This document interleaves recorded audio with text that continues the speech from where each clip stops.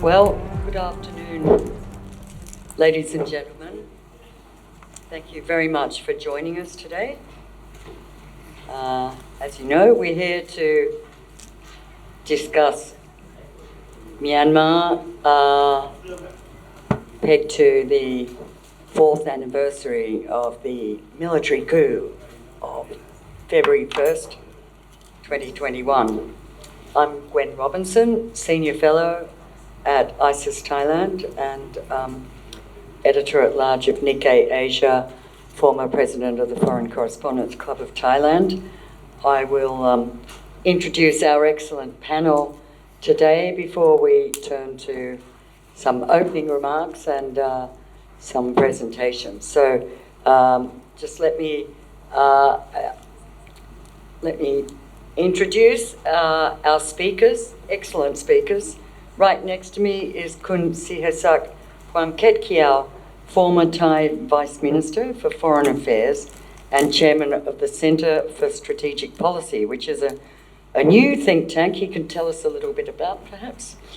And then right next to him is Ma Nan Nguyen Yadana Ong, who is Program Head of China Studies at the Institute for Strategy and Policy, Myanmar.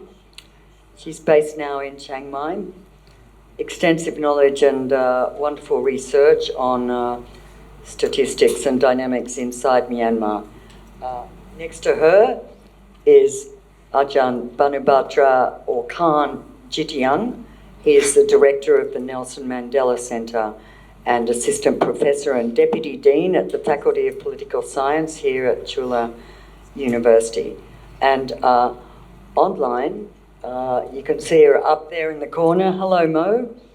Is Dr. Mo Thuzar, Senior Fellow at the IC's Yusof Ishak Institute, Singapore. We first will have opening remarks from Ajahn Prakon Siripakop, our beloved Dean of the Faculty of Political Science in Chulalongkorn University. I'm sorry, Ajahn. Carry on, and you can kick off the whole thing. Hello, welcome to the Faculty of Political Science. In case my remarks. Oops. Ladies and gentlemen, esteemed colleagues and honored guests, today we mark the 4th anniversary of Myanmar crisis, a conflict that has profoundly impacted millions in our region. Reflecting on these years, we must acknowledge the ongoing challenges and their wide-reaching effects on Myanmar and beyond. At its core, the crisis involves severe atrocities and relentless violence that have devastated communities, caused immense suffering, and fractured the nation's social fabric. Families have been torn apart, and countless lives lost, leaving lasting scars. This conflict has led to Myanmar's fragmentation, dividing diverse ethnic groups and undermining national unity and peace efforts. Such division hampers reconciliation and makes achieving a unified Myanmar increasingly difficult. The crisis also affects neighboring countries, especially Thailand, which faces a steady influx of refugees and disrupted trade routes, straining resources and impacting economic stability. Thailand's response highlights the need for regional cooperation. Within ASEAN, the Myanmar crisis challenges the organization's unity and principles of non-interference and consensus. ASEAN's ability to remain relevant and effective is crucial in these turbulent times. Regional powers like China, India, and Japan play significant roles with their strategic interests, influencing the crisis dynamics. Additionally, the recent US election has introduced uncertainties, potentially altering the global response to the crisis, as we have recently witnessed. US aid agencies have started to suspend their fundings of many humanitarian programs. Many of these halts directly impact lives on the ground, particularly those of refugees and asylum seekers. As we commemorate this anniversary, let us reaffirm our commitment to resolving the Myanmar crisis through dialogue, collaboration, and dedication to human rights and justice. Our discussions today will explore the complexities in this crisis and its impact on regional stability and international relations, with insights from our distinguished panelists. On behalf of the Faculty of Political Science, ISIS Thailand, I would like to express my sincere appreciation to our partner, the Friedrich Naumann Foundation, FNS, for their unwavering support. Today's seminar is also the first seminar of our public forum this year, with FNS partnership. Without FNS, we might not have such a continuing good series of public seminars like this. Also, without our audience, the seminars are not going to be vibrant. And I thank you all you present today. Your engagement in ISIS Thailand's public events is deeply valuable. Thank you very much for being here and welcome to the forum. Thank you so much. So I think you're all here for this topic, and I think you're well aware of some of the extreme events and developments we've seen in Myanmar over the last 4 years, in particular in the past year, and even in particular the last 6 months, where it all appears to be accelerating and deteriorating, particularly economically and in terms of displacement. I just remind you that we're marking the 4th anniversary of the coup with record numbers of people displaced. It's now well over 3.5 million people displaced internally, according just to UN agencies, with predictions it could soon reach 4.5 million. And these are people just living in bushes or in open space with almost no supplies and no shelter. So that's a conservative estimate. Many of us think it's more than that. So you're looking at pretty well getting up to 10% of the population of a country living in bushes, you know, with nothing, no children vaccinated, no education, etc. And a very savage military campaign raging in the countryside, including aerial bombings, razing of villages. So I think you know the situation.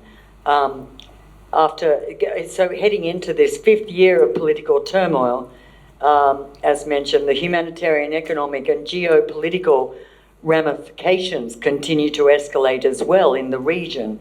So the crisis is not only destabilizing Myanmar, but is significantly impacting the regional dynamics in Southeast Asia. ASEAN, with Thailand as a very pivotal member, faces increasing challenges in addressing these multifaceted issues arising from the crisis amid shifting global geopolitical landscapes. You can read Rise of Trump administration for that, which has had huge reverberations on Myanmar-related aid and various policies of various countries. So there's a lot of issues to unpack here. And to begin it all, I'd like to hand over to Kun Siasak, who's a great, great veteran. I'd like to turn over to Kun Siasak. Thank you. Thank you, Gwen, and good afternoon, everyone. Actually, this is my first time speaking at an ISIS event, and I had eventually, Gwen approached me, and eventually I had to give in to her persuasive skills. Well, I think we're here sharing a common concern about what's happening in Myanmar. And we have to be very frank. The situation is very bleak. 4 years on, peace is still very elusive. 4 years on, peace is still very elusive. And I think what all of us should have no illusion about peace in Myanmar. It's not going to be easy. But at the same time, speaking from the perspective of Thailand and from ASEAN, this should not deter us from continuing with our efforts. And I feel that, we have to look at the situation in a very realistic way. And so for Thailand, we don't believe that there should not be the option of a military solution. Right. A military solution might be possible, but this is going to entail greater costs and even more suffering. Right. And at the same time, I sense that the situation on the ground, and this is my feeling, and that the military situation in the battlefields have reached or about to reach a certain degree of impasse. And now we have this the elections proposed by the SAC. We know that the election, if it's organized just by the SAC, it will not be recognized internationally. It will not lead to a cessation of armed hostilities. In fact, it may worsen the situation. But being the diplomat that I am, I always try to see something, in a very positive way. My sense is that maybe the dynamics of the situation in Myanmar is changing. Maybe. I think from the battlefields, the battle could be, as we look ahead on the political front, could be. And maybe from the Thai perspective and from the ASEAN perspective, there might be an entry point at this juncture or at a subsequent point in time for diplomacy. But I think that it has to be we have to rethink, reconfigure, recalibrate, and reinvigorate our diplomacy, and meaning the diplomatic efforts on the part of ASEAN. And Thailand has to step up to the plate. It's very important that we don't want to claim that we play a leading role, but we have to be out there on the front line. Now, one of my, and I've said this many times, one of my frustration with the efforts of ASEAN is that there's a lot of talking, but there's no real action. I always say that we have unity in words, but no unity in action. I've attended many ASEAN meetings or been given, briefings on the ASEAN meetings after the coup took place. And I also attended personally some of these meetings. And it's always, first, we support the 5-point consensus. Second, we support the role of special envoy. And the discussion more or less ends there, right? And the concern that I have also is that the situation in Myanmar and how ASEAN addresses this situation says a lot about ASEAN, the so-called centrality of ASEAN. Whether we're going to be relevant or not, I think a lot depends on what we do with regard to Myanmar. And what I'm really concerned about is that this principle of non-intervention, non-interference in the internal affairs, which many countries still cite as the core principle of ASEAN, is really preventing us from doing more on Myanmar. And sometimes, I don't want to look at it in a very sarcastic way, but sometimes we use this principle so that we can justify inaction, right? And what do you mean by intervention? My intervention in the internal affairs of another sovereign state. Well, in ASEAN now, it's difficult to distinguish between what is internal and what is external. And when we talk about intervention with regard to Myanmar, it's not about intervening to undermine the country. It's about intervening in a very constructive way to help Myanmar out of a very bad situation and maybe help Myanmar to find its way forward. But definitely, we cannot impose a solution on Myanmar. A solution that is sustainable has to be Myanmar-led, Myanmar-owned. And the only pathway towards a sustained peace in Myanmar is through dialogue and reconciliation. You simply cannot organize an election and then hope that peace will come. So you need dialogue. And here, I think one thing is lacking when we talk about ASEAN's diplomatic effort. What is the strategy? Apart from the 5-point consensus, how do we achieve the implementation of the 5-point consensus? When I was serving as Vice Minister during the time when Dr. Ban Pri was the Foreign Minister, we thought about where to begin. And we talked about this, I think, with Japan. We shared our thinking that humanitarian assistance was where we should begin. Because humanitarian assistance should be like motherhood, where everybody should find that it's a good thing. And so that's why we went to a lot of efforts to do the cross-border humanitarian assistance. Because first, we believe that a solution requires engaging the SAC. You cannot achieve a solution without. And through humanitarian assistance, we could also engage the various ethnic groups along the Thai-Myanmar border, right? And humanitarian assistance is something that is crucially needed, given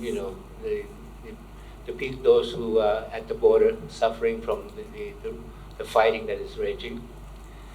And we were also hoping that through humanitarian assistance, somehow we could promote humanitarian dialogue, which may lead to some kind of political dialogue. But unfortunately, Dr. Ban Pri left office, so I left with him.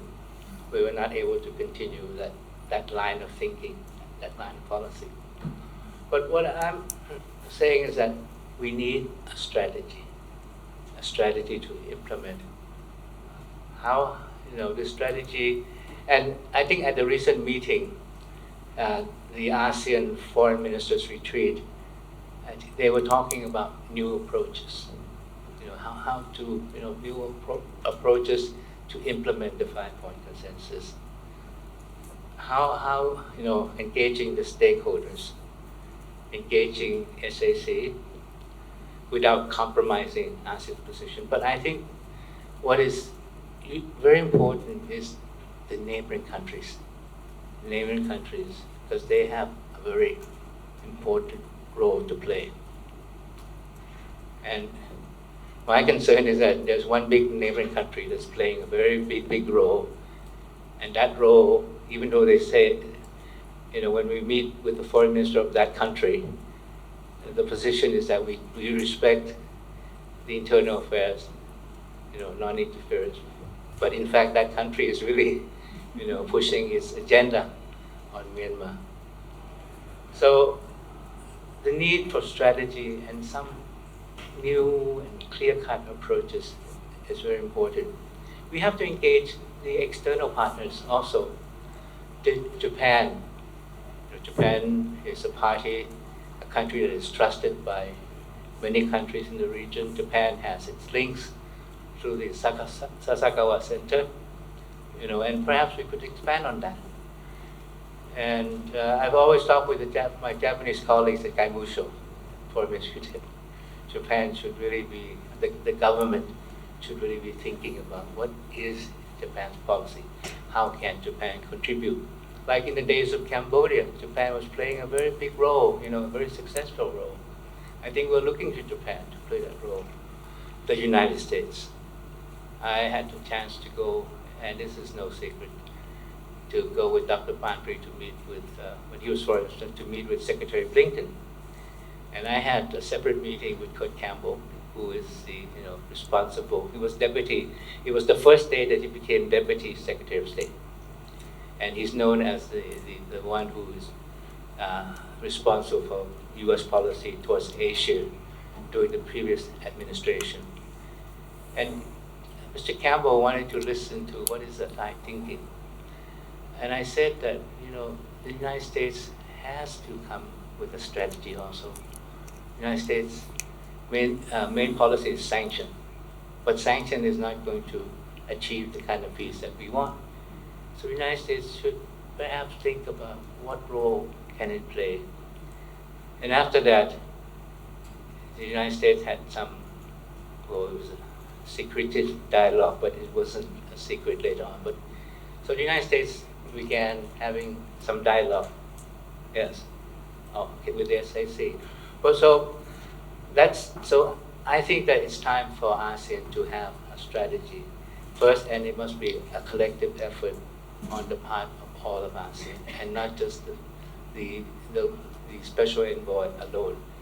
The special envoy, we say it's up to him, and then after 6 months, he finds that he's not making any progress, and then so the last 6 months of the year, I think he's probably giving up all hopes already. So that's the last one I have to say at this moment.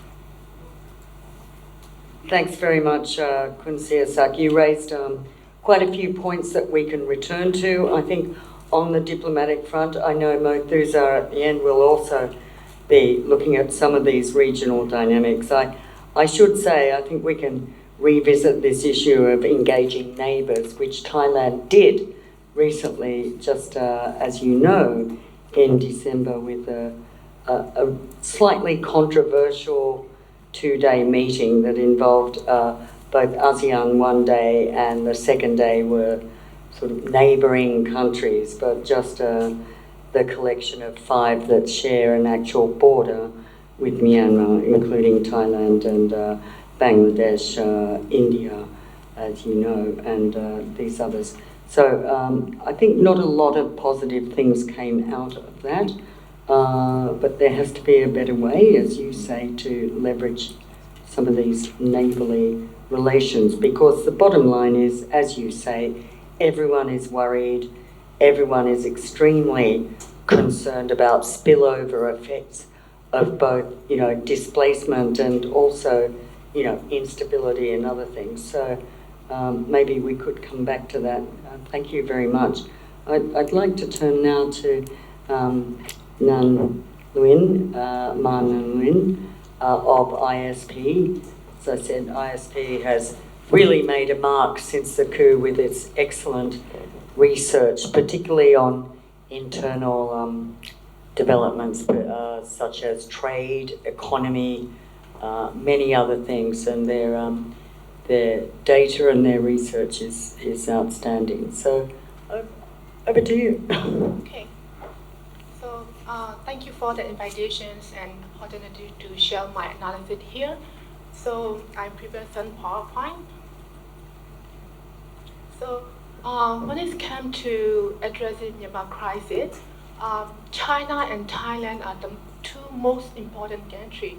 So both have a comprehensive relation with the various groups in Myanmar, supported by the long-standing historical tie and significant trade and economic relationship.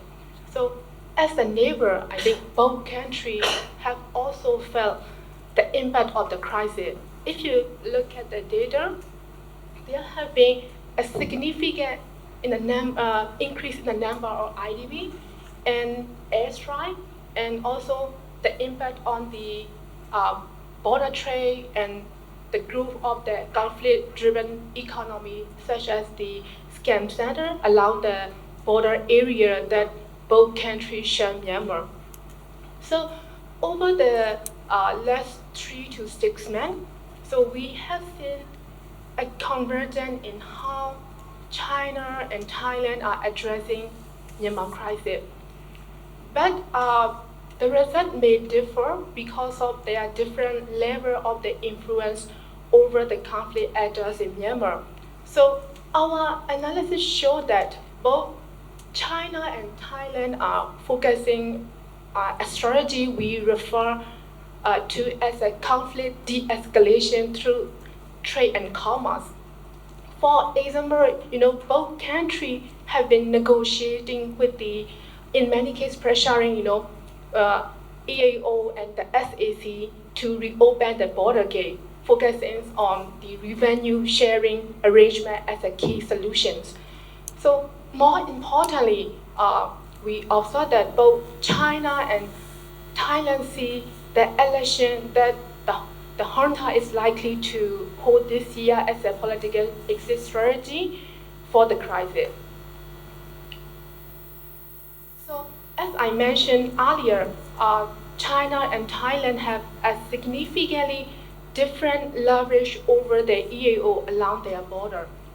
China managed the EAO along the border through the frontier management approach. They have a long-standing relation with the China, making them heavily reliant on PRC. So even though these EAO have their own agency, China have strategically blocked or restricted them to serve its interest or goal. So China maintains a strategic communication with these groups based on both political and historical time. So China approach a more centralized and coordinated. So EAO has to respond to China if you look at about the ceasefire agreement between the MMDAA and SAC. But for the Thailand, the policy is very different from the PRC. Mr. C has more understand that policy coordination. So its policy body and coordination bodies are also different from China. Thailand cannot engage with the EAO along the Thai-Myanmar border at the same strategic level as China. So another key point is that China can minimize the third-party interference from UN agency to NGO to the media in those areas. So it allows more direct and controlled influence over the EAO along their border. So when it's compared to the Thailand and China, it is clear that their leverage over the border ethnic group is critically different due to their respective approaches and strategy. So China can effectively facilitate the de-escalation of the conflict, especially in northern Myanmar, but it is very challenging for the Thailand. So let me explain our data briefly. So that the SAC has no longer complete functional control over the country. As you can see in the chat, over 180 SAC camps have been captured by the EAO and resistance force. Since you already know that since Operation 1027, territory control along the Myanmar border has shifted significantly. So the EAO and resistance force control more than now 91 towns.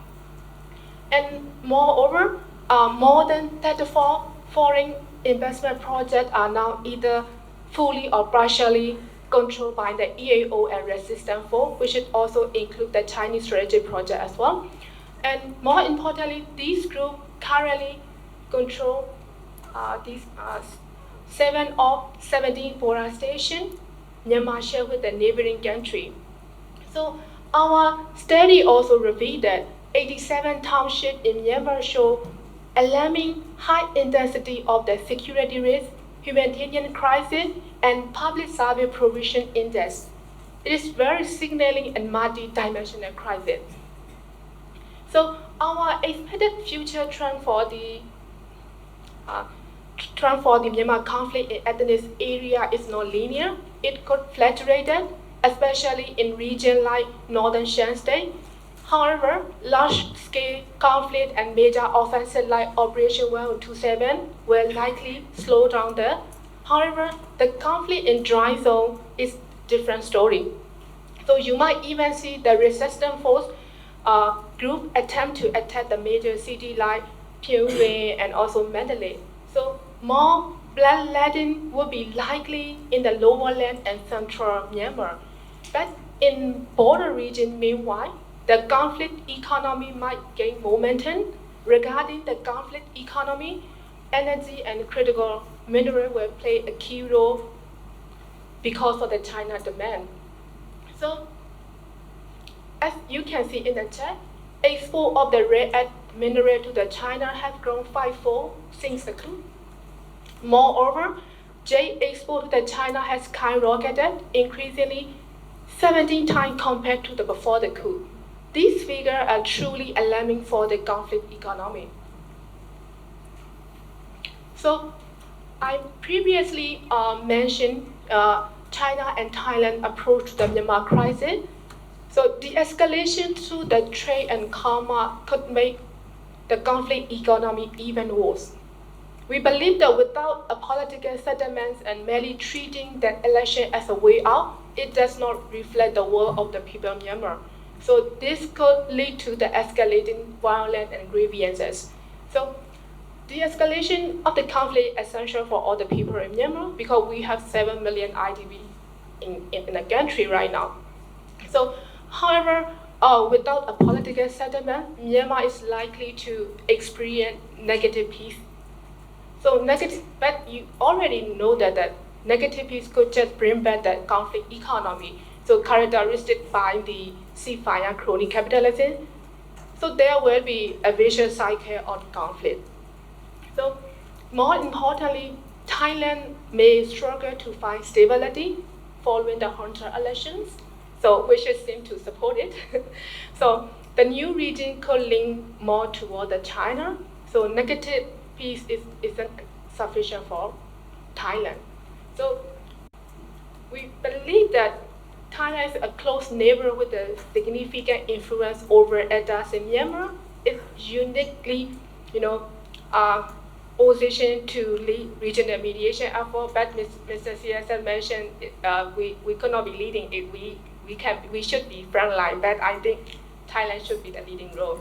So I think Thailand can bring people together, ease tension, and also coordinate ASEAN countries with the other relevant actors in Myanmar.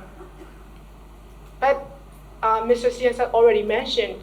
However, I think for this to succeed, Thailand needs a clear strategy that aligns the regional interests and the long-term goal of the achieving peaceful and democratic Myanmar. Thank you. Thank you very much, Nang Win. A lot of interesting developments there, and I'm sure we can come back to those as well. For now, I'd like to turn to Dr. Khan Jitiang, who, it should be said, I think has been really quite instrumental in trying to galvanize Thailand's response, particularly in border areas and helping on some of these, very disturbing on-the-ground developments concerning IDPs coming across the border, people, with absolutely no support or help, and there's been a group of very impressive, concerned Thai academics and CSO-type people, really, who do care and have been trying to advance the agenda for Thailand. So I'm sure you have a lot of thoughts, Ajahn. Thank you so much for your Thai introductions, and it's a very good afternoon to everybody here. It is such an honor to be here also, and once again with Ambassador Siasak here, and also Nanvin, and also my colleagues Mo Tusa as well. I have been engaging on Myanmar issues only right after the coup, as my work has been focusing mainly on refugees issues and policies before I gradually started to work on conflict-related matters, which also in covering refugees and then beyond. When I started this research in the border towns, I started from Mesot, like other researchers, before started and expanded it to other areas, including in Chiang Mai, Mae Hong Son, and also Chiang Rai. I haven't been able to do much of the work in the southern parts of Thailand, as well as from Kanchanaburi downwards yet. So that's hopefully will be the next phase for the work that we're going to be doing moving forwards. But what I'm going to start with is, I met one of the students who no longer be able to continue with the school in Myanmar, and then she has to flee into Thailand. And I met her once again 2 years after, and then one of the things that she asked me was, "Do you remember me?" And it's in her eyes, and 2 years after the coup happened, and that image, it's still with me until now. And I'm not sure whether she's still there, and I believe that she's still there perhaps, and maybe not being able to continue with her studies. So what I'm going to be talking about today is going to be three things. I will focus first on the refugee issues, migration, mixed migration in general. Second thing, I will talk about the political developments in the border regions. And then last thing, I will focus more on the role of the major power in the regional dynamics and geopolitics. So for the first one, I think that what is really important is that I completely agree with Ambassador Siasak that humanitarian assistance is really important, particularly for those in need and also in the form of the emergency assistance. Many people always argue that, well, it's 4 years, how come it's still emergency assistance? Well, it's still needed. Fighting is continual. Raid still happening, everyday attack is still ongoing. And this emergency assistance remains significant, and particularly for two areas. Number one is on border health, and then the second one is in terms of the shelter to support the people. And this is not just on the Thai side, so I'm talking about along the borders, across the entire countries of Myanmar, where most of the people, they fled from the heartland dry zones into these ethnic control areas and so on and so forth. But what I also been noticing is that with what's happening in Myanmar right now for hours of electricity, the price of eggs going up, numbers of people that are going to come out is going to be even more. How are we going to be able to provide this immediate humanitarian assistance remains something that's relevant. But again, as conflict is prolonged and continue, the other things that we really need to think about the movement is also the long-term survival needs for these groups of people, which I'm talking about two areas. Number one is in terms of the employment. And the second thing is education as well. Because otherwise we are at risk of facing the lost generation of brilliant people who have been able to, who will and still contribute to their countries. So rather than seeing through the lens of refugees, as I usually see as a refugee studies scholar, I would propose some new frames that may be more encompassing and relevant to, it's one of the terms that I didn't call it, it's a colleague at Oxford, Alexander Betts talks about survival migrants, that all these people that are coming out right now, of course it's difficult to differentiate whether they are refugees or they're economic migrants, but they all want to survive. Why don't we call them the survival migrants in that sense? That they need to survive, that therefore it's needed all these humanitarian emergency assistance, and at the same time long-term survival needs for employment and education. Second thing that I want to point out, and I think it's really important as well, is this, that with the situations that are happening in Myanmar right now, we see the so-called, the growth of the so-called political vacuum in multiple areas that raise the concerns and challenges that are as equally as challenging as the crisis itself.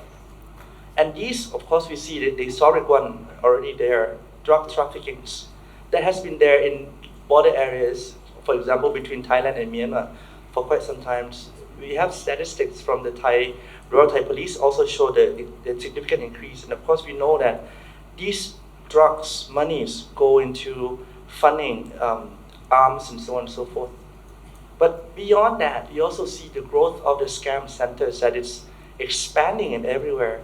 We see that in several areas that seizes control, the scam businesses take benefits of the movement of forces from different areas, that retreat from different areas into those areas and founded the scam centers.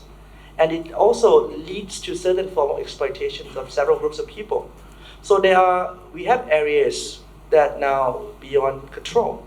And it makes even groups of people more vulnerable. If you talk about the survival migrants, their first exile is when they are from Myanmar to neighboring countries or to other areas inside Myanmar. The second exile is from those areas where they have to continue fleeing bombing, or even when they cross to neighboring countries and they don't have assistance, they have to flee again. And fleeing again in this case also means maybe to depend on the illicit businesses to find asylums. But now we also see that one of the ways for them to survive is to go back into these scam areas. And they get exploited and so on and so forth. And they are facing the third exile from these scam areas to seek protections elsewhere. So what I'm talking about is that this is the continuities of trends that we're going to likely see more and more because of everyone wants to survive. And because of that, the growth of these businesses exploited on the survival of the people. And that's what we see. And it's also made our regions, particularly Southeast Asia, become known once again the regions of transnational repression as we see in the news. And these also partially contributed by these scam centers that affecting all these different countries. So for these reasons, the assistance would be really significant, particularly for these groups of people. Now, the third issue that I want to tap in is in terms of the role of the major power. The greater power roles, they have a strong presence, as Nanbin already said, that in several areas. And some of the countries is trying to take the opportunities for the lack of political vacuum to fill in that political vacuum with certain form of influence and power. But with that, it also leads to the impacts on the independence of countries in the regions to act independently in the way that they can pursue or make decisions or pursue different policies. And it also changing the dynamics of the borders relations that used to be governed by the local administration and so on and so forth.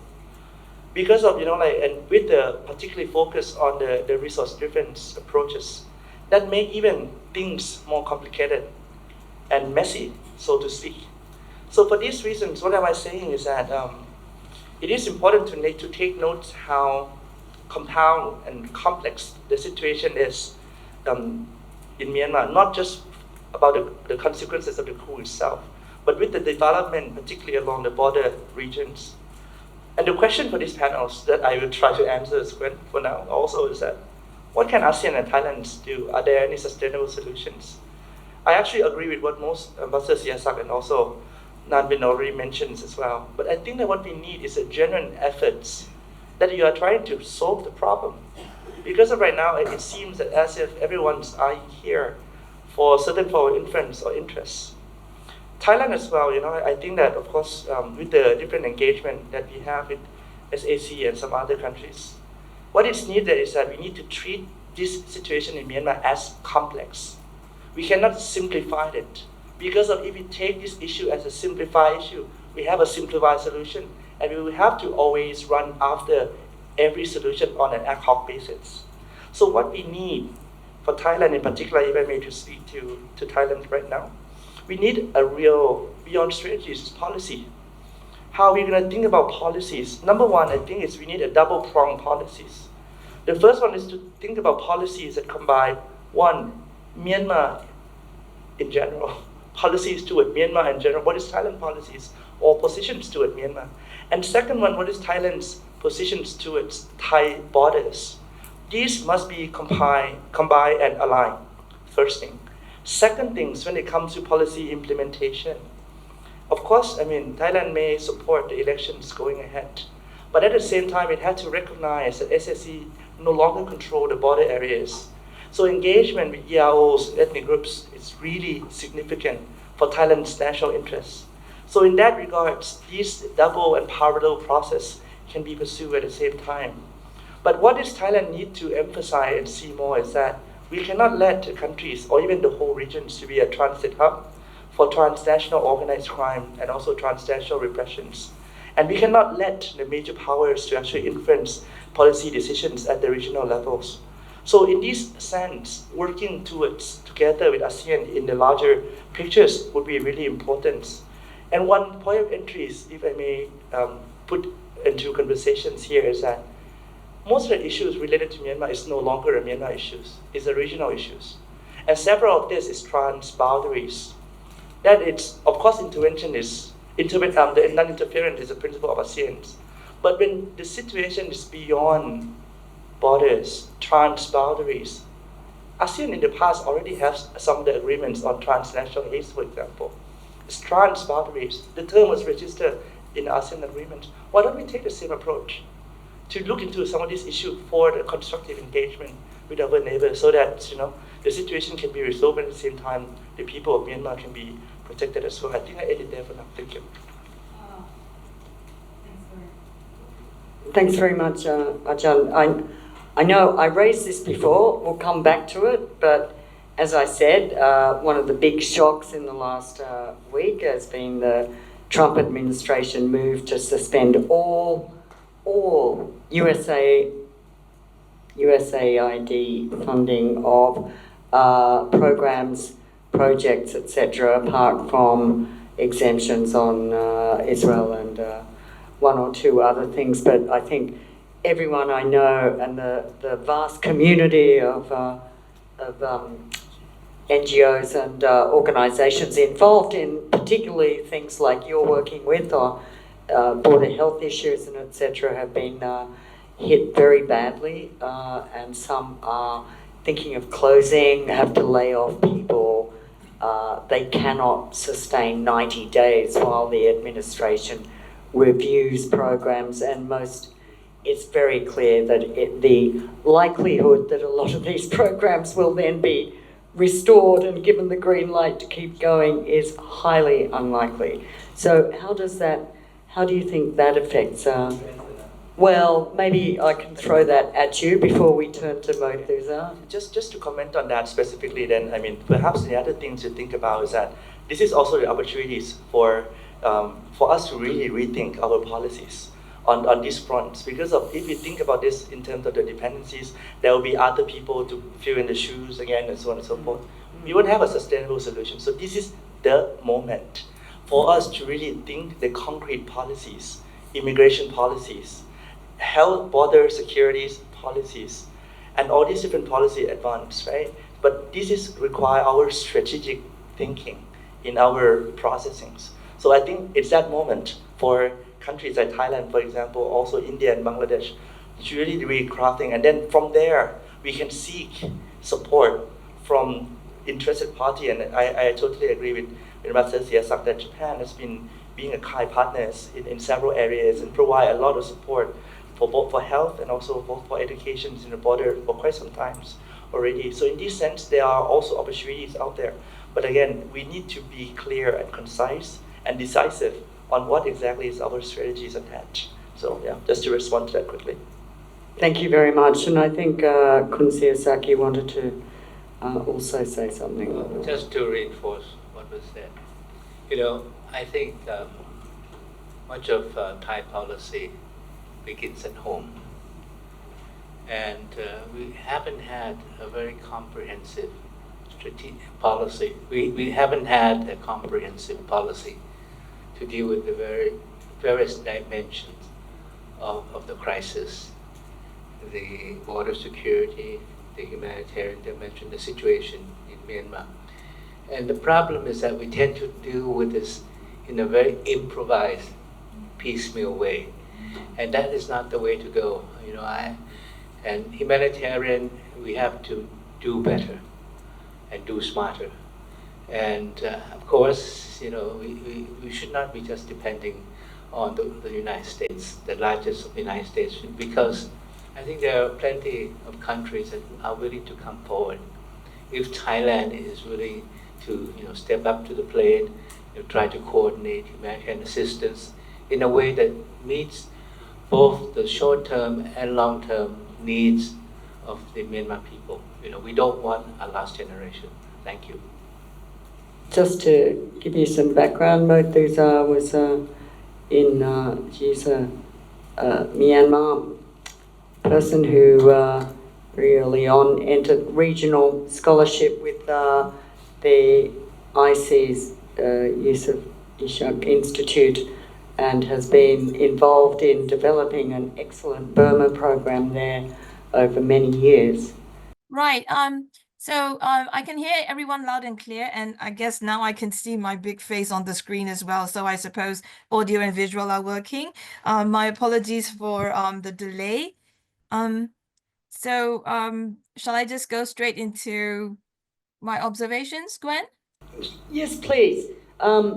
Including, I think actually all the speakers, I'd really like you to address at some point this question of, do we think that Myanmar could possibly turn a corner, or that the ground will shift this year, given some of these developments that have already been brought up, like elections, etc., further deterioration, etc. So you might want to look at that question. I'll ask everybody else as well to give their prognosis later. So there are advantages and disadvantages to going last. Because all the excellent speakers on the panel ahead of me have given such important insights and observations. It would be very easy for me to say I completely agree with what Excellency Sihas No, we're not going to let you do that. Yeah, and what Adangan have observed, and of course, the plus side of going last is that I can actually build on some of the points that all the speakers before me have made, and add my own observations to address that question that you had for all of us, Gwen, which I think the previous speakers have alluded to about whether or not Myanmar can turn a corner in this year or not.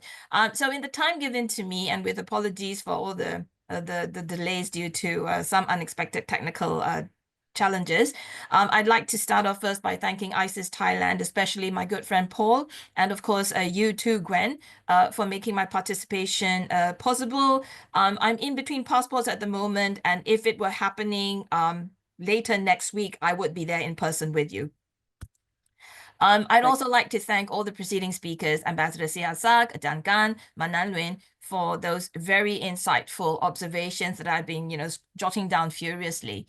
So what I'd like to do in my kind of observation or comments for this afternoon, and of course, also speaking to some of the points that have been raised earlier this afternoon, I think I'll start first with just looking at the known knowns, the lay of the land, as it were, to really look ahead at what's possible, or what are the opportunities or challenges, if I may, to address Gwen's main question.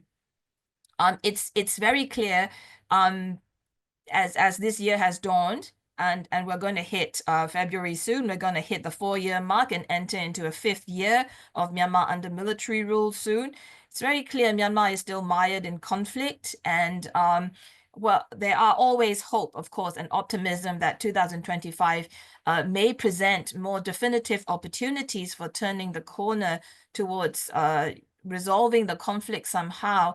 I think what keeps me awake at all times is the current situation of polarization in politics, and the political roles, as perceived or otherwise, of the various actors in Myanmar who are involved in the conflict in one way or another. So because of that current situation of polarization, this is something that may not likely change immediately because of very deep-rooted both mistrust and distrust, despite the ceasefire arrangements or calls for peace and all of that.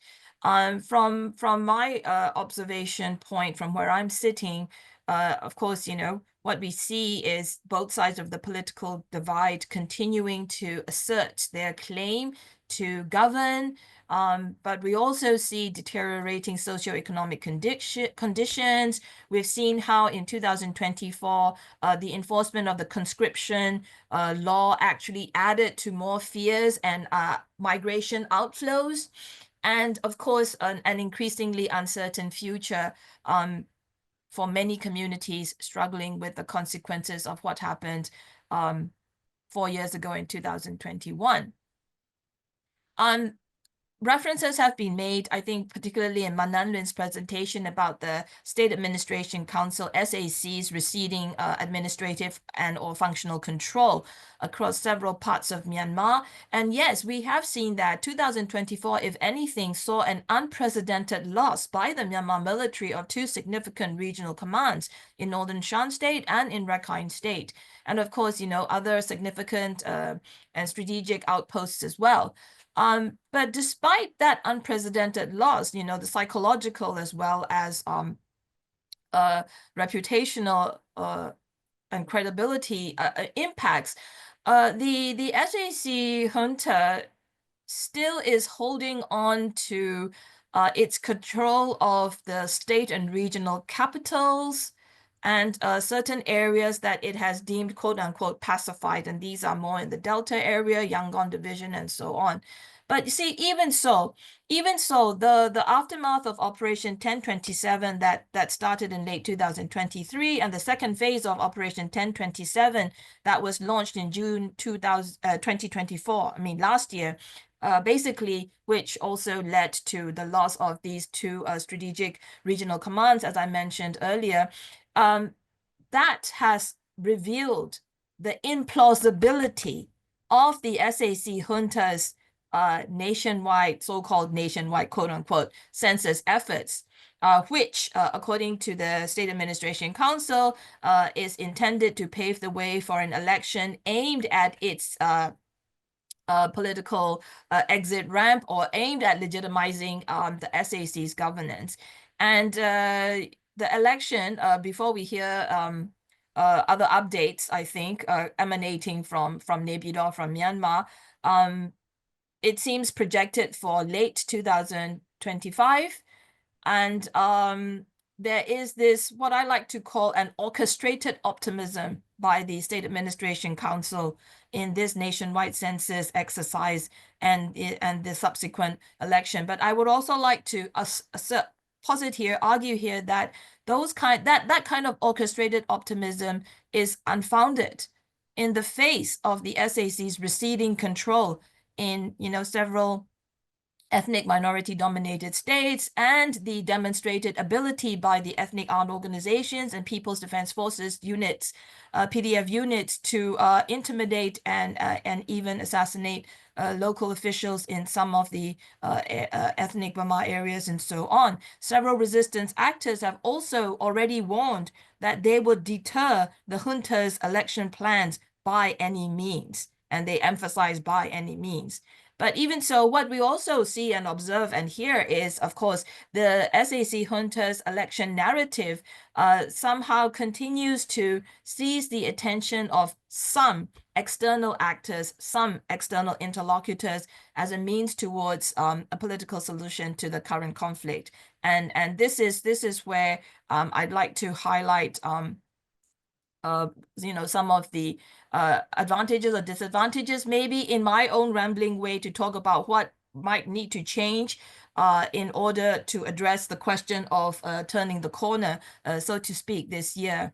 I think Ajahn Gan has already highlighted the attendant negative consequences of the transnational crime issues and exploitation arising from the situations of the breakdown in law and order amidst conflict and the mounting survival needs of people who are caught in the crosshairs of such conflict and the breakdown in law and order. So all of these realities, including an economy struggling under the junta's centralized command and control of policies, I think all of these belie whatever orchestrated optimism or narrative, this election as transition narrative, that the rhetoric that the State Administration Council regime likes to present to its external interlocutors. Another observation I have here, and this is a point that I've also made at other panels or meetings that I've participated in, I noticed there is a mismatch of what I call outside in and inside out views and attitudes. Outside in, of course, are how people are watching developments in Myanmar, what's happening in Myanmar, external actors, people like ourselves, researchers, analysts, academics, all trying to help make a sense for policy relevance. The outside-in view, I think external interlocutors tend to view Myanmar political stakeholders, I think, in more monolithic terms, whether it's the military, the SAC, or the resistance. Of course, that we see has started to change, especially since late 2024. And now, we're seeing that. The external interlocutors' past experience or history of engaging, I think, primarily with the military, and this is the past, of course, that past experience of engaging primarily with the military as part of the solution, I think now we all need to really start looking at it, that other stakeholders, especially after what we've seen happen with the military offensives by the resistance forces, by the EAOs and resistance forces that led to the loss of 2 regional commands. I think we should all now start really looking, continue with the lens of looking at other stakeholders who are also equally part of the solution. And this goes into what I will say later about engagement. The other part about the outside-in perspective is also maybe because of the different ways of how they view the situation in Myanmar and stakeholders and actors in Myanmar, external intervention and responses, as all speakers ahead of me have emphasized, they are not coordinated. And this gives the SAC regime more room to maneuver. So that's the outside-in kind of a quick take that I have. For the inside-out views and attitudes, I think the domestic struggle in Myanmar also needs to take into account the external factors and geopolitical currents, and consider the struggle as not contingent on one external source of support or other, but really try and connect the dots of the different interests, the different policy priorities and strengths. So in a way, it's really, looking at how to leverage the existing support and interest for helping the people of Myanmar. So in that sense, I think there needs to be more coordination too within the country among the different actors. And I'm saying this because, when 2024 ended and 2025 dawned, there have been calls for dialogue by certain groups of among the resistance, but there also seem to be different views towards dialogue, especially to what end. And so the differing views among the various resistance actors again gives the SAC junta another space to maneuver external opinion. So this all relates to, of course, what is the vision for Myanmar's post-coup future if and when we turn the corner. And so even with this continued or, emerging interest outside and within the country for dialogue, there are preconditions that either side of the political divide have set, and those preconditions of either side cannot yet meet in the middle. For example, the military keeps insisting that there should be no preconditions from the resistance, but it sets its own conditions. And of course, the resistance have also called for the military to stop the airstrikes before any meaningful discussions could start to be thought of to begin, but the military has not stopped airstrikes and so on. And there is also this big question about the need or the interest that people have in Myanmar for the military to withdraw from politics. So anyway, I think, as 2025 dawns, as, another year of military rule seems to loom, I think struggle seems to summarize what's been the situation so far, particularly the past year. Each side of the political divide is still battling the other to achieve its vision for Myanmar's post-coup future. And I'd like to use the time remaining to talk about advantages and disadvantages, because I think how events in 2025 unfold, I think it will depend on how both the regime and its and the resistance, the opponents to military rule, assess their respective advantages and disadvantages. So what are the advantages? If I could loosely use that word, the SAC.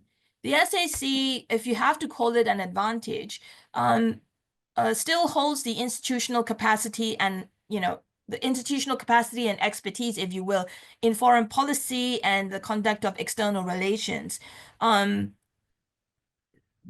Ministry of Foreign Affairs under the military regime, because of its institutional capacity, knows how to leverage available diplomatic space.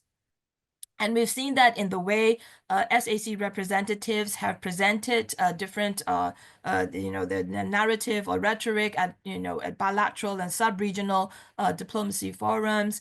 And especially in the past year, what I've observed also is the SAC reviving the use of Track 2 diplomacy to assert humanitarian aspects. I mean, at such forums where SAC representatives attend at the Track 2 level as well as at Track 1.5 levels, there's this way of presenting the importance of not politicizing humanitarian assistance and playing up the cross-border impact of conflict being more of a concern than quote-unquote governance deficit. So I think these are some of the observations that I have. And of course, the SAC also use such bilateral track interactions to try and negotiate with different EAOs, with different ethnic armed organizations.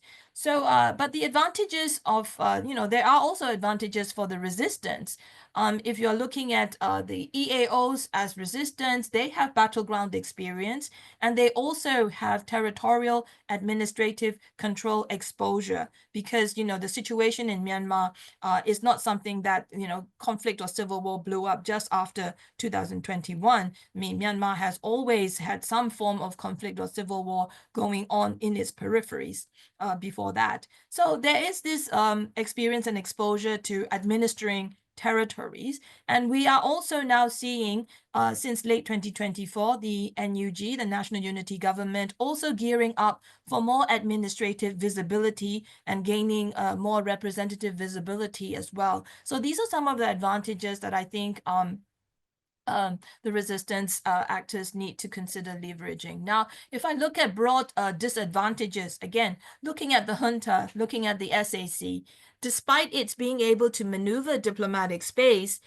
we see ASEAN upholding the decision to bar the senior general and his ministers from the ASEAN summits and foreign ministers meetings, and to really make the decision to defer Myanmar's ASEAN chairmanship turn until further decision. So they've made that very clear. They're not going to just, give in to what the SAC representative to the ASEAN meetings proposes, even though the Myanmar seat is there and it is filled by a non-political representative throughout the whole, starting and throughout the whole of 2024.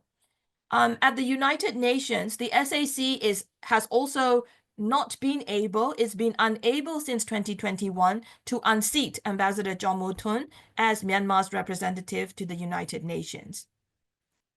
And so in terms of diplomatic representation and effectiveness, even if there is the institutional capacity under the Ministry of Foreign Affairs in Naypyidaw, the diplomatic representation and effectiveness of that representation is also uneven across the various countries and capitals in which the Myanmar embassies or the Myanmar diplomatic missions operate. So I think that's also a disadvantage, if we can use that word, to consider that, where the gaps are for the SAC's capacity.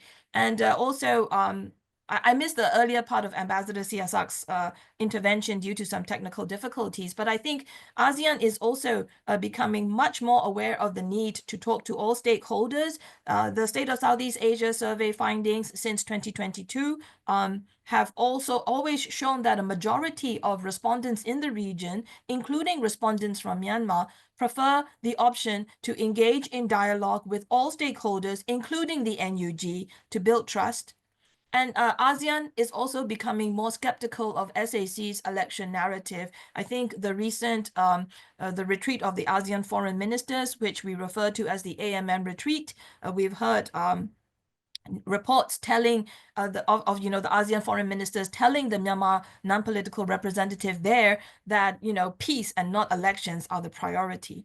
And disadvantages, again, if I could use that word with regard to the resistance broadly, I think foreign policy has not been an area of immediate focus for various resistance actors. And even I think within the broad representative voice to the international community for Myanmar's resistance, which is the NUG in that sense, the awareness of and attitudes towards ASEAN, I think it's been uneven, or even I think there have been similar binary positions, similar to the SACs that we have also seen coming out from the resistance, as in it's us or no one else kind of thing. So I think when we think about engaging with ASEAN, and I think we need to also see where that openings for diplomatic leverage and positioning could come into place.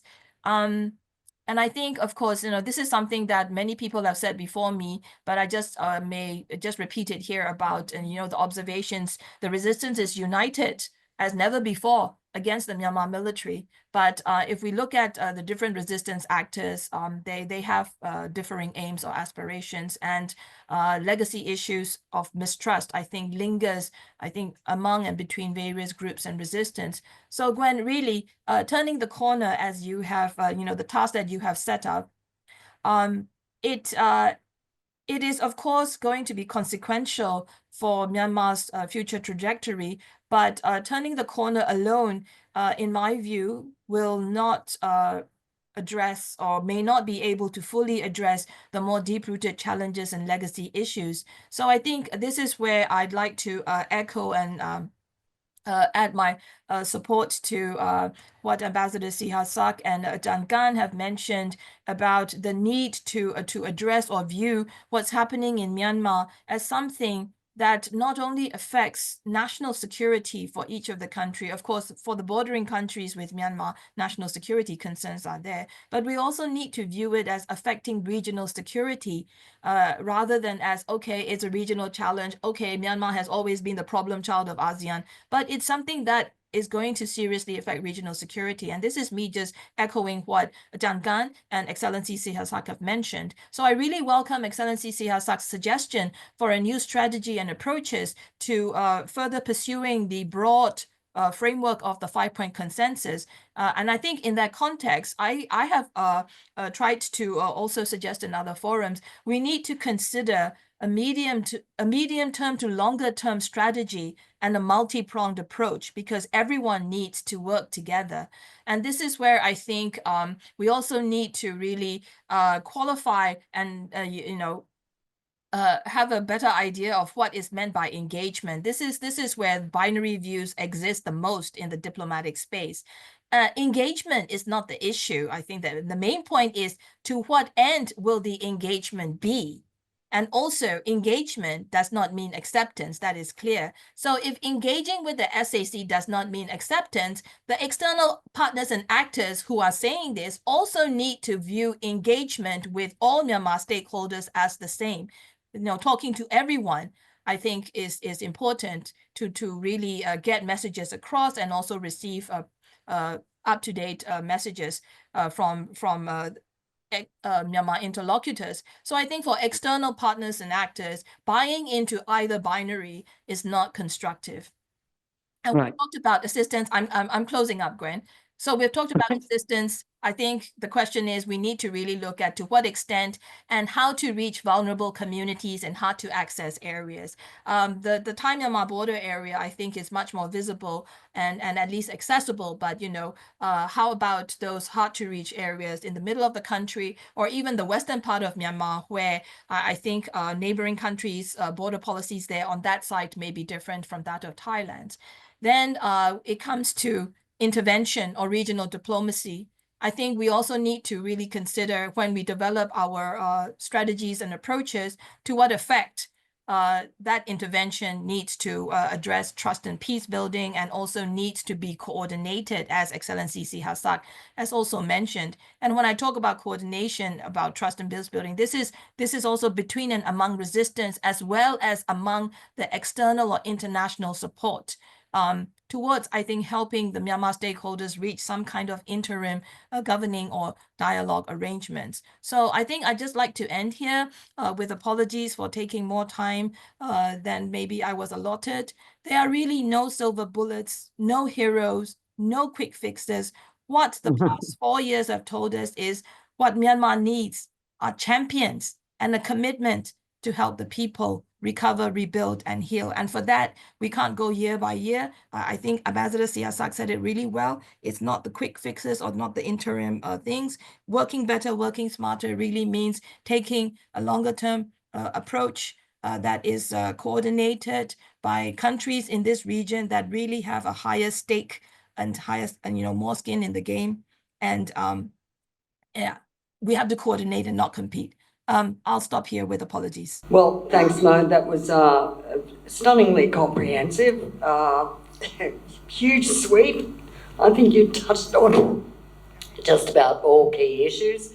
But yeah, I think some of your points about, particularly about longer term views, but we don't, well, it's been 4 years, hasn't it? But I think there is a sense you don't have the time to develop longer-term strategies that can be effective in any realistic time frame to stop this unfolding tragedy of more and more people dead, more and more people displaced.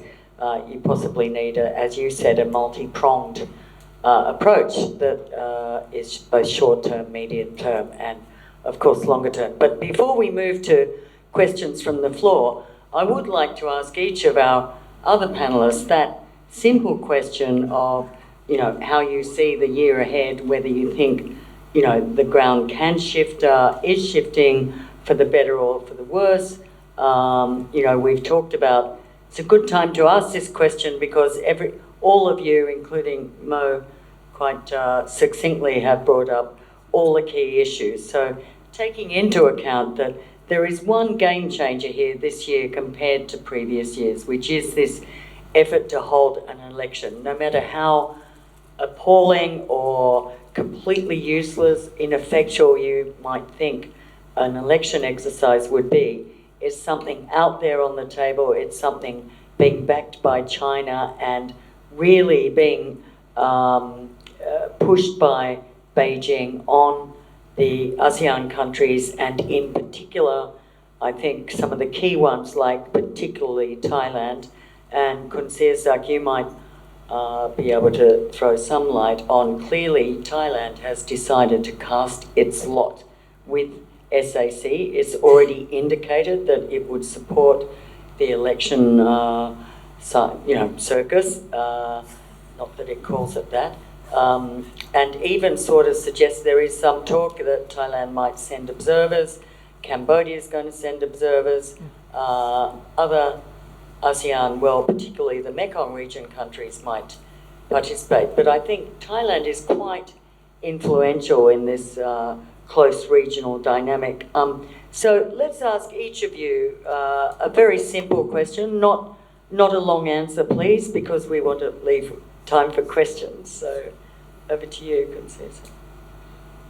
Well, for me, the question is, where do we go from here?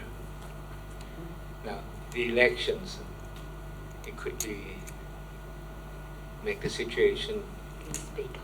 The elections could really make the situation more worse.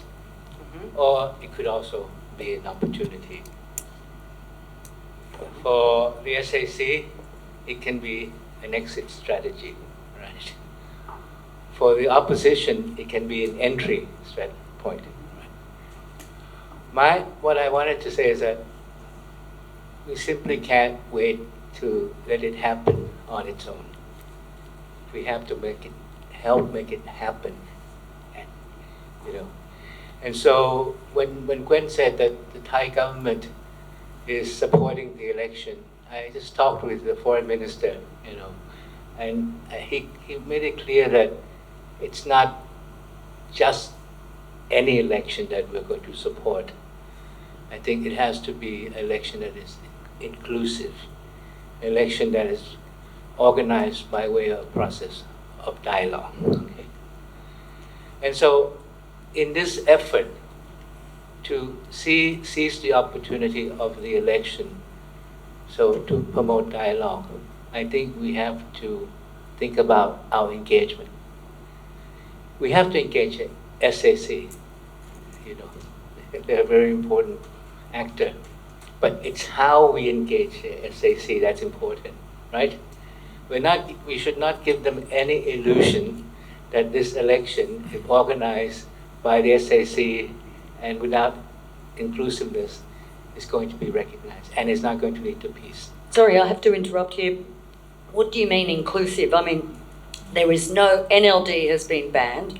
Yeah. There's no opposition to speak of. That's right. There's like multiple parties. Is it 50? I mean, but they're all a big joke, right? I mean, maybe, first of all, the election could be the starting point of a dialogue, right? And suddenly, you know, I don't see this election embracing all, you know, elements of the resistance, but it's an opportunity for dialogue. And from my discussion with some of the EAOs, I think they also sense that maybe, you know, this is the starting point for some dialogue, you know, I think so.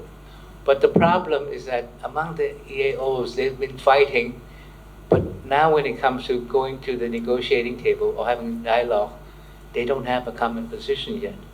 So I think that we have to, you know, help them to develop, formulate a common position. You know, if we can be the facilitator, we can. What I'm saying is that ASEAN has to really think ahead. This is the collective effort on ASEAN. It doesn't mean that it's a special envoy alone, you know. All of us could pitch in. Indonesia can continue with its efforts with the stakeholders, you know. Indonesia's been doing a lot of that. Thailand can perhaps, in our engagement with the SAC, we have channels of engagement. Make it clear that they should entertain no illusion about the election. And then one thing is, we have to align the efforts of our external partners. I mean, China has always told us that it practiced non-interference. But in fact, I think, you know, China is intervening, maybe to secure its immediate interests. But I think we have to get all the major external partners aligned with what ASEAN is doing. But the first thing is that ASEAN has to get its act together. And Thailand has to be clear on the kind of role that it wants to play. Thank you. Thank you very much. That's an interesting view. It's not entirely pessimistic. In fact, I would say it's even slightly optimistic. So I'd like to turn to you, Ma Nhan Nguyen, to give your view. No, not necessarily. Whether you think that, you know, 2025 could bring any kind of shift for the better or for the worse. Given your data, it looks pretty grim. Okay, so Can you speak more directly? okay, so recently we visited to the Mesa with the election watch group from the farmer from Myanmar. So they have come up with some calculations about the potential election result. They think that even we already mentioned that SAC is not functionally controlled over the Myanmar, but they still have 160 townships, especially military needed to have a upper house. So they think that even though there is SAC cannot control over the whole country, they have elections, and they also legitimate the result if they receive the confirmation from including the neighboring country. Right. So, but according to my observation, in the ethnic area, no longer they cannot do the elections, yeah. especially in Northern Shan State and also Rakhine State. Yeah. So maybe here they have some, whether Naypyidaw maybe collapse or not. So I think, however, if it had collapsed, the KO will follow. I think the most pressing concern is that, neither the EAO nor the resistance force has a post-conflict consensus for managing a transitional period. Right. So the absence of the clear plan for the post-Myanmar era presents a significant challenge for everyone. Right. So there's also no consensus on whether to establish federal democratic union or a hybrid model or something like that. So currently, I think it is very crucial for the EAO, NUG, and resistance force to come back together and carefully consider that issue. I think this is the pressing issue for the Myanmar in 2025, I think. Right. Yeah. Okay, well, thanks. I think you're saying that, I'm not sure if you're optimistic at all that there could be some change. You mean the military operations or? No, just any kind of change. I think it's I don't really think the election is No, it's going to change no, anything. No, but no change anything. Yeah. As because of the. yeah, we're not saying that. We're saying conditions beyond inside the elections, country. not Yeah. just elections.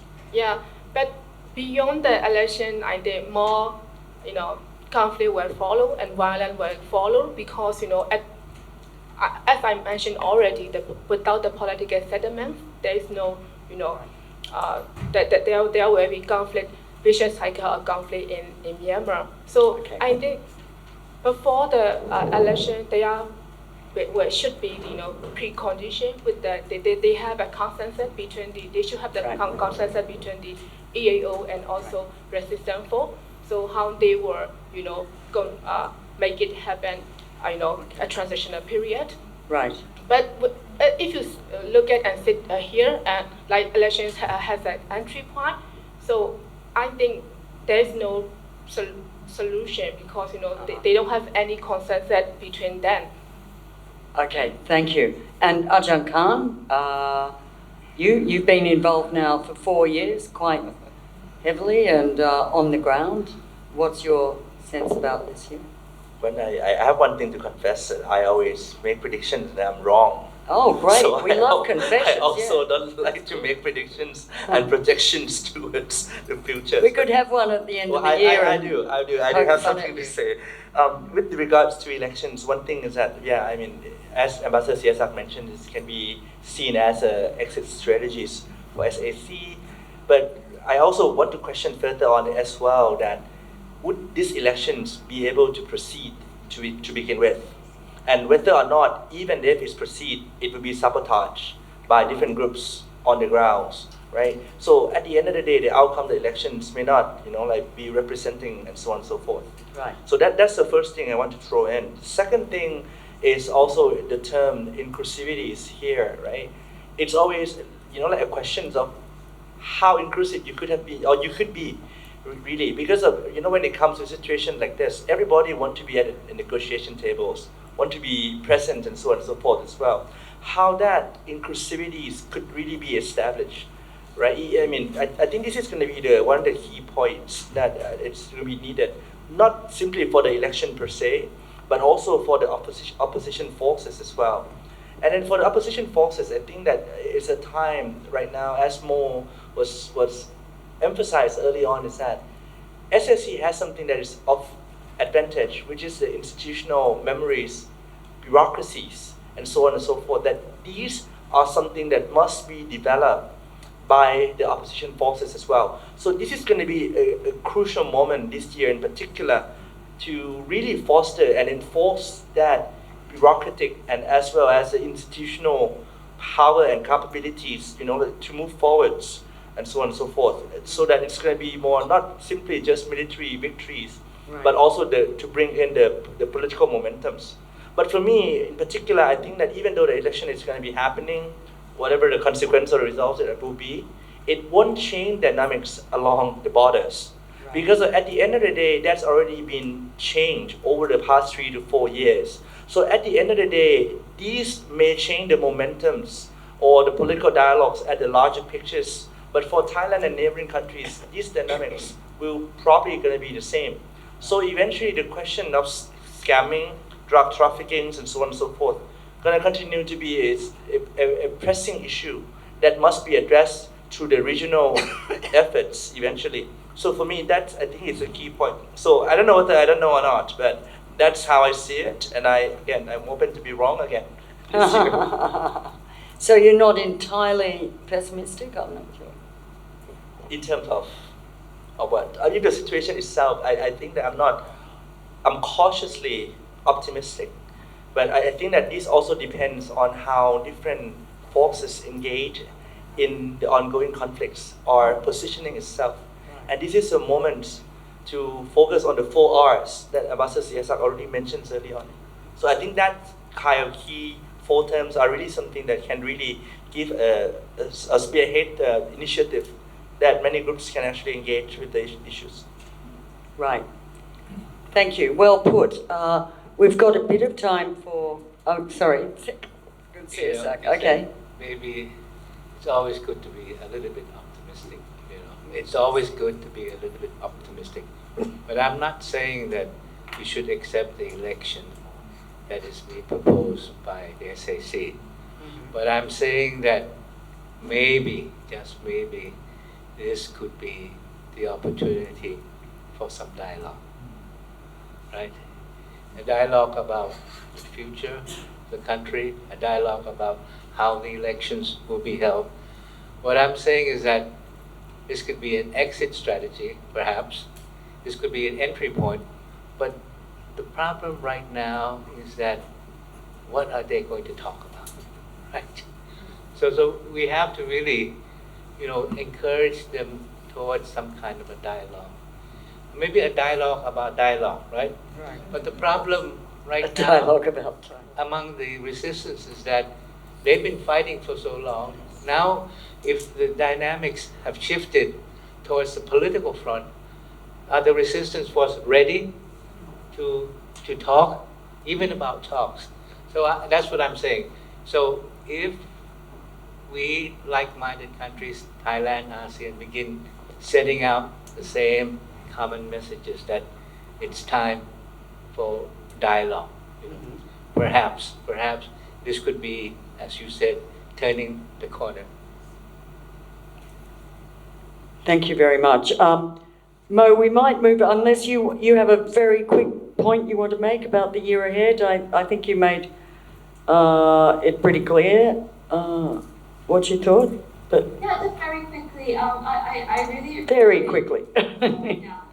No, I mean, I agree with the sentiments. I guess where Mananwin and I are coming from, as Burmese, really is, the concern we have for our country, which is really in this spiral of chaos and conflict. And going along with the SAC's election rhetoric, hook, line, and sinker, as Ambassador Sihasak has mentioned, is not going to solve it. But if we use the elections as an entry point to emphasize to all stakeholders that we can't treat 2025 like 2010 and emphasize inclusion. Now, if that works, then there is some possibility to look at what a post 2025 scenario might be. But I think where Nanwen and I are coming from with our concern is this stated, intent of many of the resistance groups saying that they're going to deter this junta orchestrated election by any means. So getting people to talk about the talks and maybe even defer anything definitive until those talk about the talks become talks would of course fit into what I was alluding to as a medium to longer term approach to all of this to help manage expectations. And that's where talking to everyone is important, because that's where we can convey the communications and concerns and so on to the different stakeholders, depending on the different bilateral interactions that different external actors have. But for that to happen, again, we need to have our own coordinated position and not go off on a tangent. So I think that's where we are coming from. If as you said, change has to happen in one way or another in 2025, it is going to be contingent on these circumstances or factors. Right. Thank you. So we have a little bit of time. If anyone would like to ask a question, please just put your hand up so I can see you. Hi, actually I'm from FNF, so it's a pleasure to listen to all these different perspectives, and I really quite like the idea of outside in and inside out dimensional approach. Mamutuza, it's really well said. I think when we are talking about the elections, a lot of outsiders will see it as an entry to the dialogue, while all these Burmese people from inside probably might think that it won't go into the dialogue because it's very different from 2010, right? So I have a question for Dr. Sihasek, because you actually talk about strategy. I really like this approach, like strategy. But now you see it election as an entry point for the dialogue, right? And then do we have a strategy? We talk a lot, and then we never put into action. That strategy. Do we really have the mid-term, long-term strategy for the post-elections? How will you engage different stakeholders and then include them in the dialogue? Do we have it?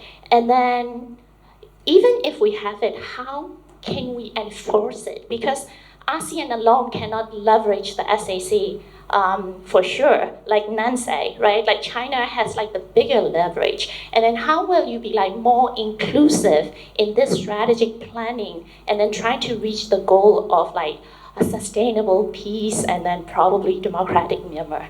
Thank you. Thanks. Can I just clarify, when you say we, do we have a strategy? Who is we? Yeah, as an ASEAN countries, or as a Thailand, who will be the strategic neighbor for Myanmar conflict. Thank you for that. Well, what is the end game?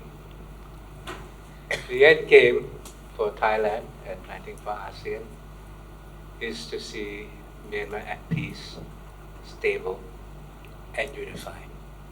Not a Myanmar that is fragmented.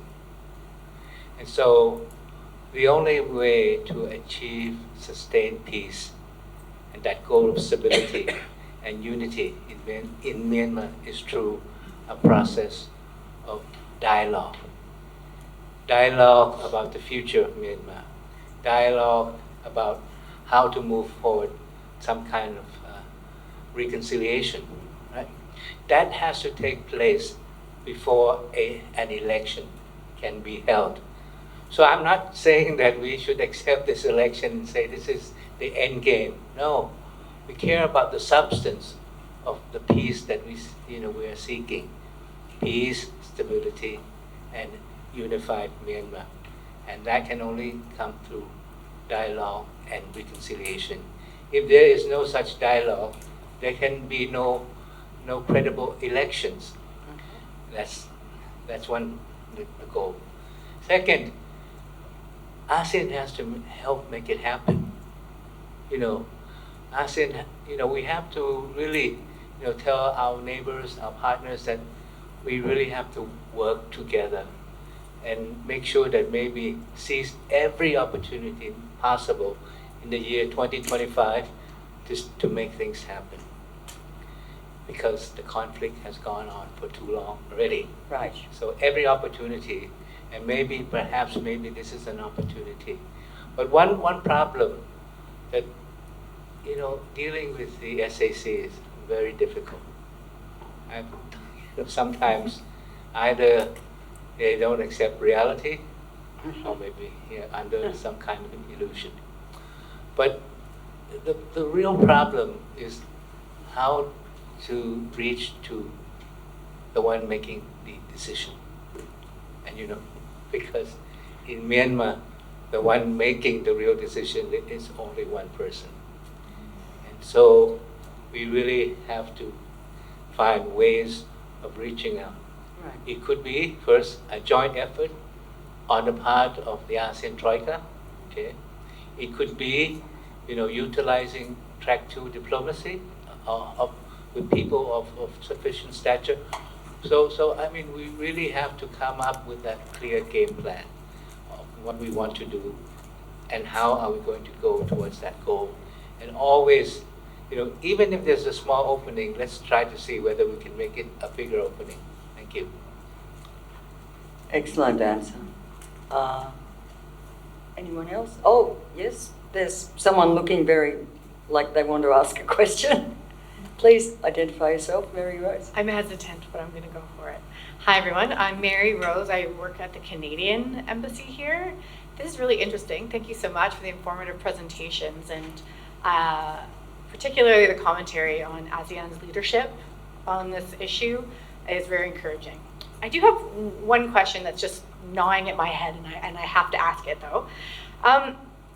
Do any of the distinguished panelists see the possibility for the SAC to use the electoral process as a platform to legitimize their rule? It's been referred to by many of you as a platform for dialogue, and I wonder if any of you see it as a platform for consolidation of rule, and if that is the case, how would ASEAN protect against that eventuality? Right. Excellent question. A lot of people see the elections exactly as you say, but anyway. Mo, you're looking like you would you like to have a first round at that? Very briefly? Yep. Sorry, can you speak up a little bit? Right, can you hear me now? Yes, better. Right, I just wanted to jump in quickly to Mary Rose's question because this is exactly the kind of rhetoric or election as transition narrative that the SAC representatives are trying to put forth at any regional or international fora where they can, grab a hold of the microphone. So, I think that's where Ambassador Siasak's emphasis of making it clear to SAC interlocutors what's not on for ASEAN is really critical and important. So I think this is like using all the channels of communication that we have with different stakeholders in Myanmar to deliver the same message and to basically, see it as it is. Because going along with the SAC's election rhetoric, which again, I appreciate Excellency Siasak emphasizing that Thailand is not going along with that, but trying to emphasize more of inclusiveness. Going along with the SAC's election rhetoric as it stands really, is papering over, attempting to paper over very deep cracks. And I think that's not what we want. So again, this is why I said, 2010, 2025 is not 2010. And what the military regime in 2010 managed to push or pull wool over people's eyes, external interlocutors' eyes, even though it had that constructive outcome of unprecedented reforms being instituted amidst nobody expecting it. We can't expect the same coming from this particular group of generals who are resorting to past playbooks to buy more diplomatic space. So that's my quick take. Thank you. That's And let's not forget, Ambassador Siasak mentioned about reaching one particular individual, right? And that particular individual has or still holds presidential ambitions. Right. That's very clear. I think we recognize that they wanted to use this as a platform to legitimize their continued hold over power. But I think that's delusional in a way. And while we have to grab the election, but not grab it in a way that we say this is going to be credible. No, but grab it in terms of you have to accountability. Well, if you want to organize the election, organize it in such a way that it's credible. It may not be a perfect leap towards democracy. Let's be realistic. But if the election may be the start of a dialogue process, right?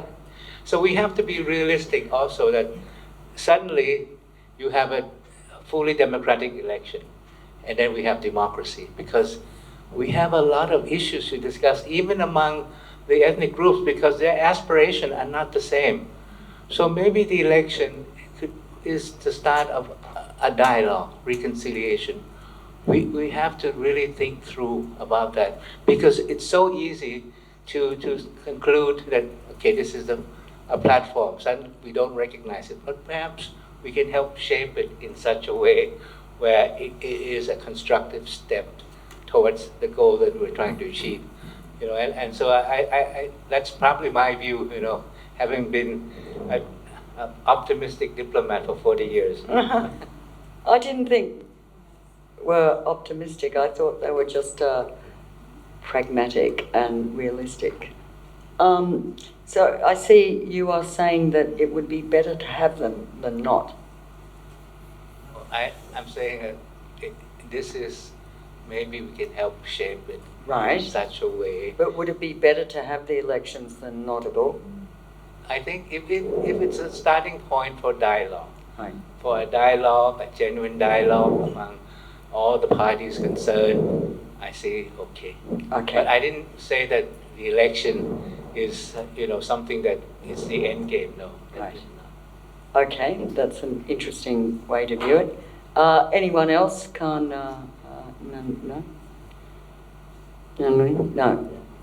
Yes, one hand over there. Thank you. Of course. Please. Have you got a mic there? Yes, good. Okay. Good afternoon. Tammy Sharp with United Nations High Commissioner for Refugees. I wanted to ask a question because in knowing exactly how difficult it would be for dialogue to be inclusive in any way, but you do have a significant, it was mentioned that you have 3.5 conservative million internally displaced. You also have over 1 million externally displaced, including here in Thailand, and those are different populations too. Even if you look at who the large number that's in Bangladesh, the smaller number that are here, and some of these are actually illustrative of the protracted nature of the conflict. But they are some of the people who have been some of the most severely impacted by the conflict.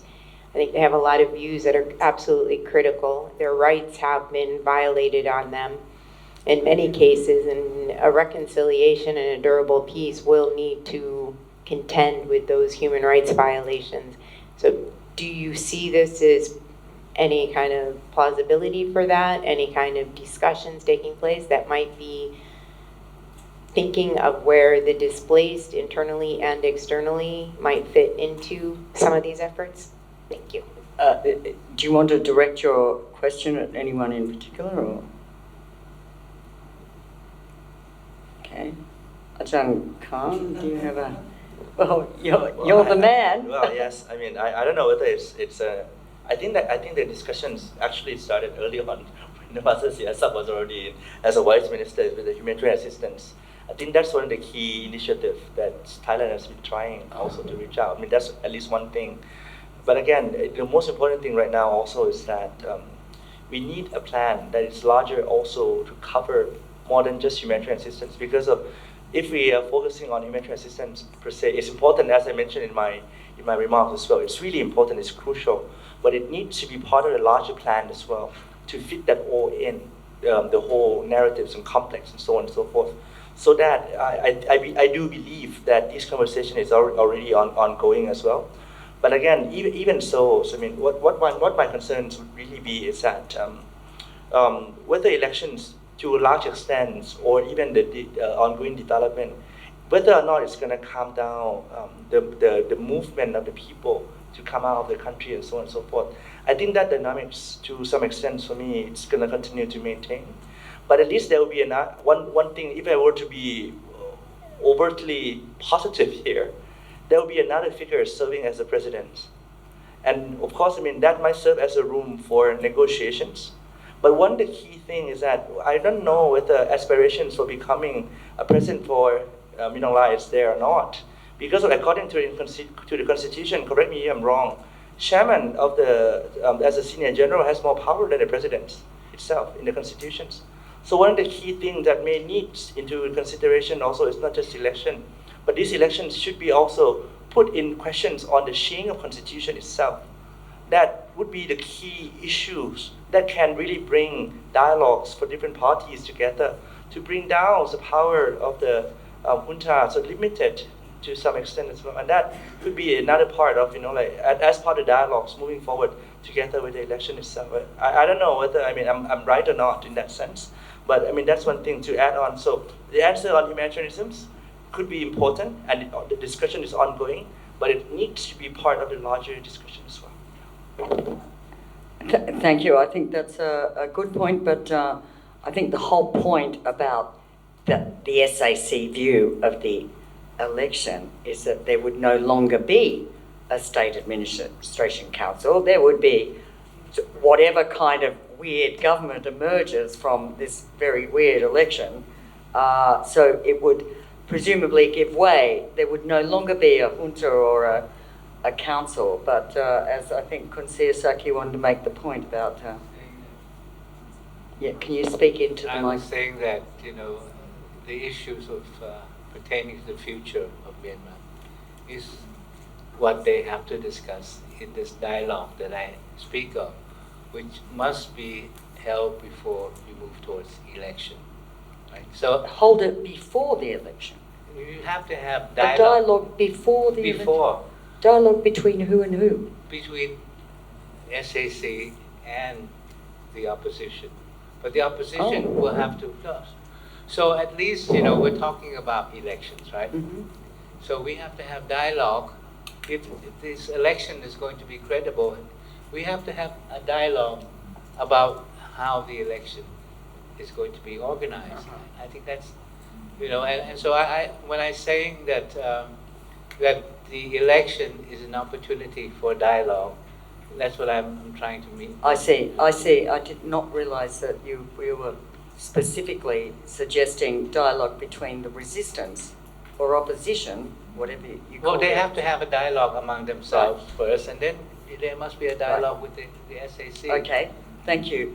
But on the question of accountability and justice, I think this will have to be, decided by the people of Myanmar, and because this is really crucial to the future of Myanmar, the question of accountability and justice. Oh. And that has to be decided not by those of us in Thailand but by the people of Myanmar. Right. Very good point. So, Mo, do you want to, any closing thoughts on that? And then I think we will close this down. Me? Oh, do I start off the closing round? Right, okay. I think maybe also to round out what Excellency Sihasak has been mentioning, I don't think either of us on this panel are actually saying 2025, this must happen. Going to be a game changer, or? Yeah. I think what we're all trying to highlight in our own ways is the conditions and the circumstances where there are advantages, disadvantages, opportunities, or challenges that will be contingent upon whether 2025 turns out to be a game changer or not. I think for me, the main takeaway from my participation in this panel is this point about how much of a problem it would pose to all of us in this region, particularly the neighboring countries, if we bought the SAC's election as transition rhetoric wholesale without conveying our concerns for the attendant regional security processes. And I think this is a point that Ambassador Siasak was trying to highlight about before you, SAC, think about elections, think about the need to be more inclusive, think about having a proper dialogue with all stakeholders before you move into elections, and then let those elections be inclusive. So I think that 2025 deadline that the junta has set for its elections is something that ASEAN is starting to, indicate pushing back against. If I'm reading the statements that came out of the ASEAN foreign ministers meeting retreat that was held earlier in January, if I'm reading that correctly. So I think that's what we're saying. We probably need to use all means and channels available of the communication that we have with different stakeholders, including the group in Naypyidaw, to convey a consistent message of what is important for the future and the well-being of the people in Myanmar. Not just a certain group, but the communities that are suffering. Right. Thank you for that highly relevant point. And on that, I'd like to thank you, Mo, and of course, from the far left, Ajahn Khan, Man Nanluin, Yadana Ong, Kun Siasak, and ISIS Thailand for what I think was a great discussion, actually, with a really good range of views and plenty. I mean, just scratch the surface, really. We could have another whole seminar. Anyway, thank you all for coming today, and watch the website for the next exciting installment of an ISIS Thailand dialogue or webinar. Thank you very much.